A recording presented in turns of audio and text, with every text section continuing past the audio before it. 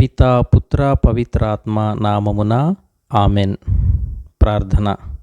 దేవా, మీ ప్రణాళిక శాశ్వతముగా నిలుస్తుందని మీ వాక్కు మాకు బోధిస్తుంది. అవును ప్రభువా, మీ ప్రణాళిక నెరవేరి తీరును. మీ ప్రణాళిక ప్రకారమే సకలము జరుగును. మీ సంకల్పము కలకాలము జరుగుతూనే ఉంటుంది.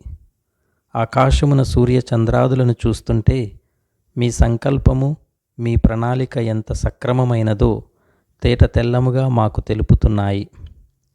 ఈ సృష్టిలో, మీరు సృష్టించిన సమస్తములో, మీ రూపంలో సృష్టించబడిన మానవులమైన మాకు మాత్రమే మీరు ఎక్కువ ప్రాధాన్యత దయచేసి ఉన్నారు, భాగ్యమును దయచేసి ఉన్నారు. మీతో కలిసి జీవించే ధన్యతను మాకు ఇవ్వబోతున్నారు.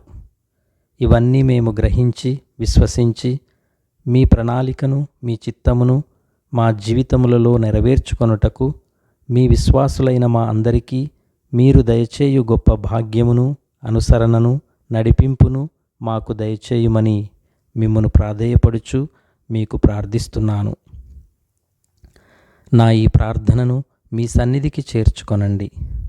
మాలో ప్రతి ఒక్కరికి మీ చిత్తాన్ని, మీ ప్రణాళికను మా జీవితములలో మేము కూడా నెరవేర్చు మనస్తత్వములను, మంచి బుద్ధిని మాకు ప్రసాదించుమని మీకు ప్రార్థిస్తూ మిమ్మును బ్రతిమాలుకొనుచున్నాను. మా ఈ మనవులను యేసుక్రీస్తు ఉన్నత నామమున అడిగి వేడుకుంటున్నాము, మా ప్రియ పరలోక తండ్రి. ఆమెన్. ప్రభువు మీతో ఉండునుగాక, మీ ఆత్మతో ఉండునుగాక.